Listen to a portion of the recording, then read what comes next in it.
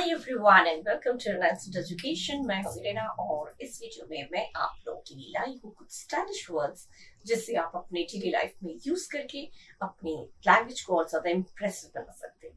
ठीक है, सो stylish words की शुरुआत मैं करती हूं without wasting any more time. First word हमारा क्या है? Wrap up. रैप अप कब बोलते हैं? रैप अप माने जल्दी जल्दी समेटो बोलते हैं ना। चलो चलो जल्दी जल्दी समेटो, काम बहुत देर हो रही है, बोलते हैं समेटो। हिंदी में बोलते हैं समेटो, जल्दी जल्दी काम समेटो, बहुत हो गया। मैंने wrap up means finish doing something. किसी चीज को कर रहे हो तो जल्दी जल्दी करो, फटाफट करो। टाइम लिमिट कम, टाइम जब कम रहता है तो आप लोग कहते हैं अरे जल्दी जल्दी करो, बहुत कम टाइम रह गया, तो जल्दी come on, hurry up, wrap up everything. जल्दी जल्दी काम समेटो, जल्दी जल्दी फिनिश करो। सो फिनिश डूइंग समथिंग मतलब wrap up means finish doing something, या फिर हिंदी में कहेंगे तो पूरा करना, जल्दी पूरा करो। ठीक है, बच्चे करते हैं ना, वेकेशन खत्म होने से पहले जल्दी जल्दी, कहते हैं ना मम्मी पापा लोग कहते हैं वेकेशन खत्म होने से पहले जल्दी जल्दी अपना काम, अपना होमवर्क, अपना प्रोजेक्ट वर्क फिनिश करो जल्दी। तो वो हो गया wrap up. On wrap up example में दिया, we are getting late, let's wrap it up fast. चलो हम लोग को देर हो रही है, जल्दी करो, फटाफट करो, जल्दी पूरा करो जो काम रह गया, छोटा मोटा काम। कहीं बाहर निकलना होता है तो हम लोग कहते हैं बच्चे बाहर निकलना है, इतने बजे हम लोगों को निकलना है, जल्दी जल्दी समेटो काम, जल्दी जल्दी फटाफट करो। तो एग्जाम्पल में we are getting late, let's wrap it up fast. चलो जल्दी जल्दी इसको काम को समेटो, हम लोग को देर हो रही है, जल्दी करो, समेटो, जल्दी काम पूरा करो, finish your work, hurry up fast. ठीक है, ये हो गया wrap up. Stylish word use करिएगा। Next is savage. सैवेज, जंगली किसी को हिंदी में बोल दीजिए तो जंगली तरीके से, तो जंगली सुनने में खराब लगता है, लेकिन स्टाइल में बोलेंगे सैवेज। तो इस बिहेवियर जस्ट लाइक सैवेज, असभ्य, अशिष्ट, जंगली। किसी का बर्ताव लगा, किसी की बातचीत लगी आपको उस टाइप का, तो आप कह सकते हैं सैवेज। ठीक है, सैवेज मीन्स इंग्लिश में हो गया ब्रूटल और हिंदी में हो गया जंगली या असभ्य, अशिष्ट, जिसमें मैनर्स नाम की चीज नहीं, एकदम जंगलियों की तरह। एकदम मुझसे पूछा एकदम जंगलियों की तरह बर्ताव करने लगा, जंगलियों की तरह बर्ताव, सैवेज। ठीक है, the way she responded was extremely savage। जिस तरह से उसने रिस्पॉन्ड किया वो बहुत extremely savage मैंने बहुत ज्यादा जंगलीपन से, जिस तरह से उसने रिस्पॉन्ड किया मैंने जब हमने कोई बात किसी को बताई और उसने उसका जवाब में जो रिस्पॉन्ड करता है, जवाब देता, तो कहते हैं इसने, मैंने इतनी अच्छी खबर सुनाई और पता नहीं इससे कैसे रिस्पॉन्ड किया। मतलब जिस तरह से उसने रिस्पॉन्ड किया, जिस तरह से उसने जब मतलब अपना इंप्रेशन वापस दिखाया, वो बिल्कुल जंगलियों जैसा था।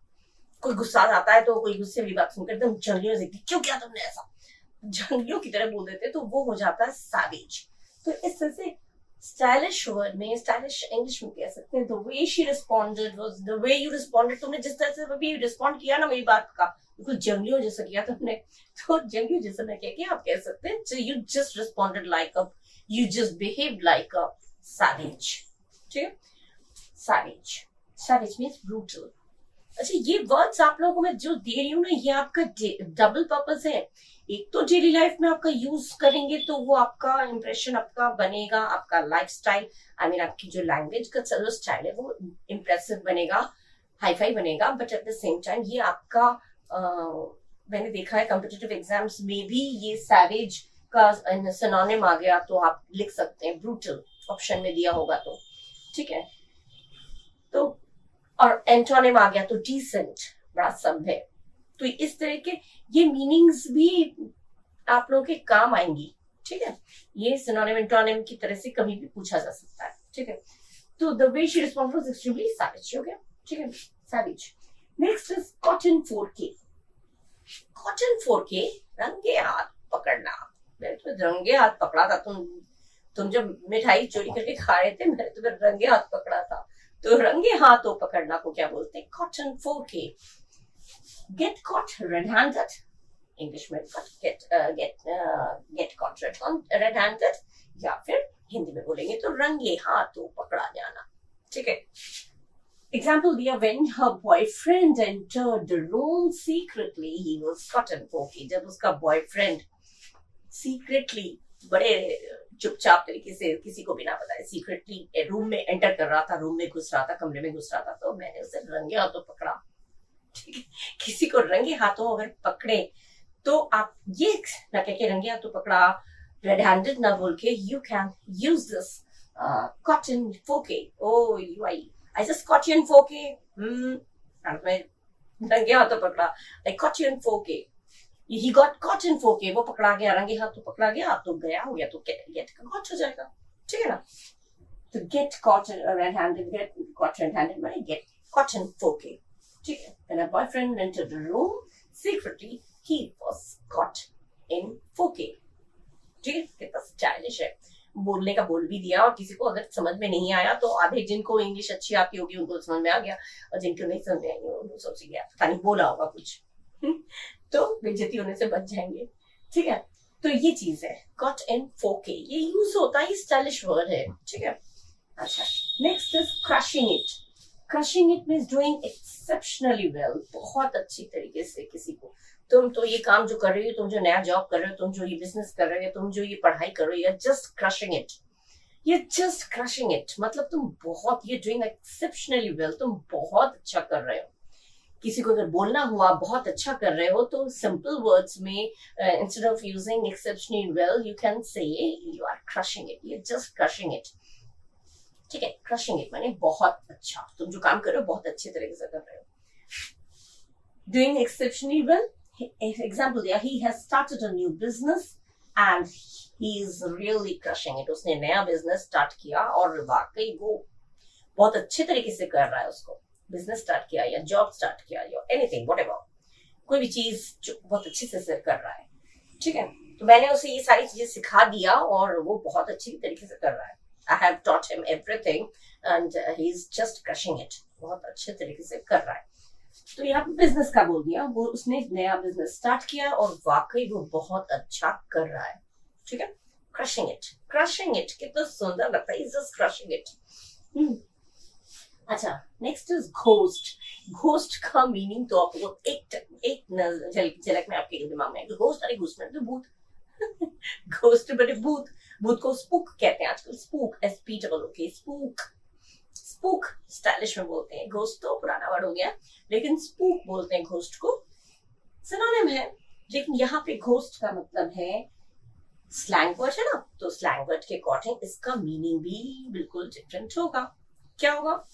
Stop communicating with someone या start ignoring someone, किसी के साथ अचानक बातचीत बंद कर देना, अचानक से किसी के साथ बातचीत बंद कर देना, अचानक किसी को इग्नोर करने लगना, किसी के साथ बहुत ज्यादा आपका बहुत अच्छे टर्म्स थी, बातचीत थी, कहते ना पता नहीं क्या हो गया अचानक उसने बातचीत बंद कर दी।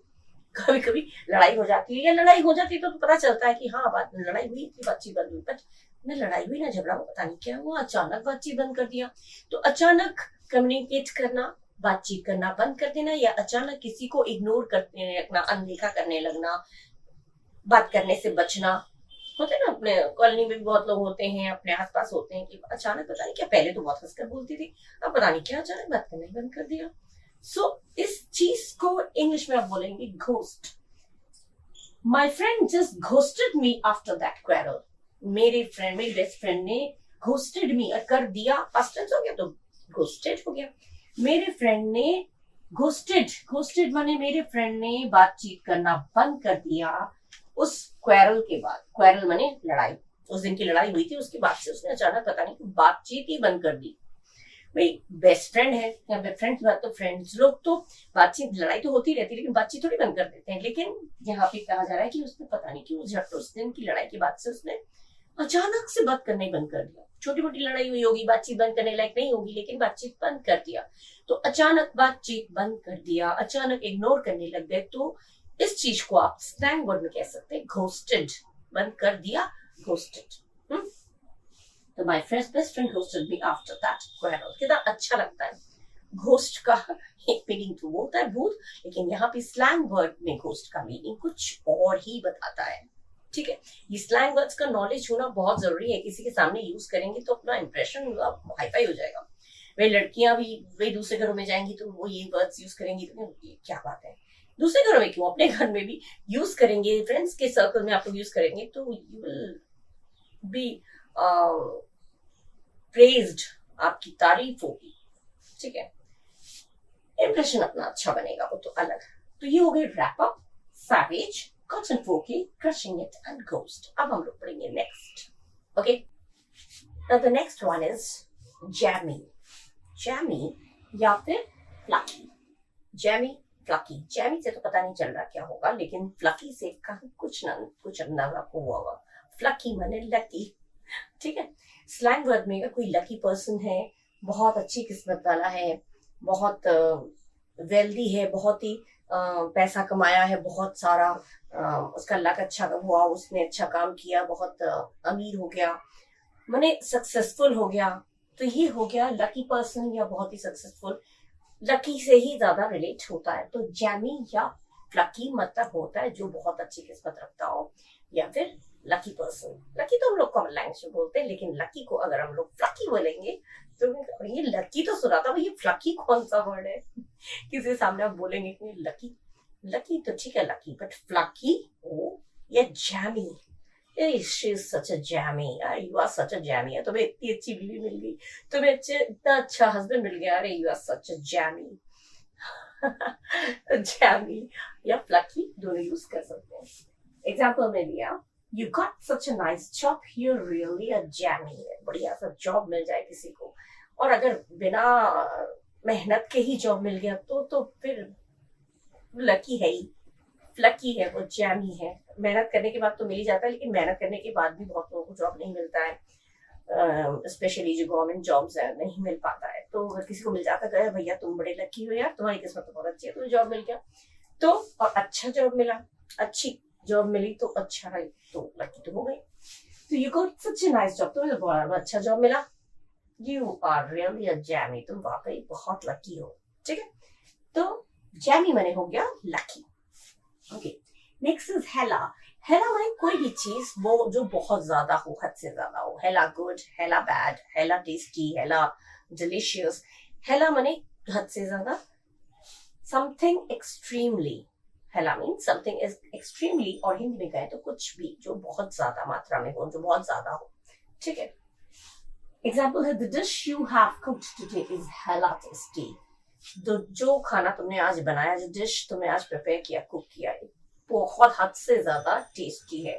मम्मी को बोलिएगा, खुश हो जाएंगी, मम्मी आज तुमने जो डिश बनाया था, तुमने जो खाना बनाया था, वो हेला टेस्टी, हेला डिलिशियस, हेला गुड, हेला नाइस, कुछ भी, ऑसम, कुछ भी कह सकते हैं, ठीक है। जिस तरह से वर्ड्स यूज करेंगे उस तरह से उसका मीन निकलेगा। गुड माने ठीक है, ऑसम माने और अच्छा, टेस्टी डिलिशियस मतलब वो तो खाने के पता ही चल जाता है कि बहुत ही स्वादिष्ट था।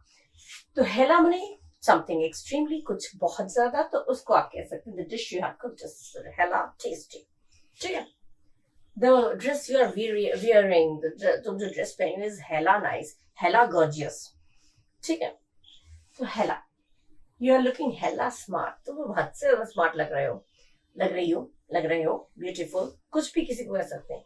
यू आर हेला ब्यूटीफुल, तुम लोग बहुत एक्सट्रीमली ब्यूटीफुल हो, कुछ भी कह सकते हैं। किसी की तारीफ करने के लिए भी हेला वर्ड यूज कर सकते हैं, तुम तो बहुत ज्यादा ब्यूटीफुल हो, तो यू आर हेला ब्यूटीफुल।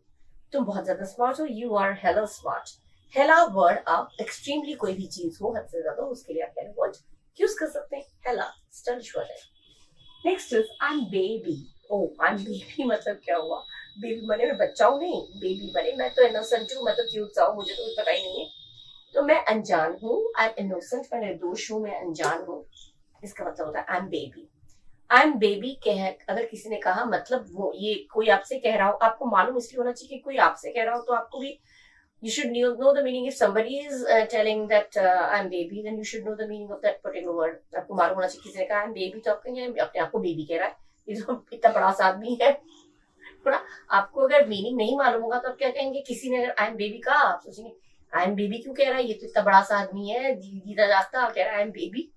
तो आई एम बेबी माने मैं तो इनोसेंट हूँ, मैं तो क्यूट सा हूँ, मुझे कुछ पता ही नहीं है, मैं अनजान हूँ, इनोसेंट हूँ, तो उसके लिए कहते हैं आई एम बेबी, ठीक है। एग्जाम्पल दिया है, hey don't blame me for this, I am baby. इसके लिए मुझे दोष मत देना, मुझे कुछ नहीं पता। वो बोलते हैं दोस्तों में, मुझे मेरे को ना उंगली मत उठाओ, मुझे कुछ नहीं पता, मैं अनजान हूँ, मुझे कुछ नहीं पता, मुझे दोष मत दो। किसी पे दोष दे देते, कहते हैं मुझे दोष क्यों दे रहे हो, मुझे क्या पता, मुझे कुछ नहीं पता भैया, तो hey don't blame me for this, I am baby, मैं तो कुछ भी नहीं पता, मैं तो बिल्कुल निर्दोष हूँ, बेचारा हूँ मैं बिल्कुल, कहते हैं ना, तो ये आई एम बेबी, ठीक है, ये स्लैंग वर्ड है, ये यूज होता है, काफी यूज होता है, फ्रेंड्स में तो बहुत यूज होता है, ठीक है। शी इज बेबी, वो इनोसेंट है, उसको कुछ मत बोलो भाई, वो तो बिल्कुल अनजान है, शी इज बेबी, ठीक है, ही इज बेबी, कुछ भी कह सकते हैं।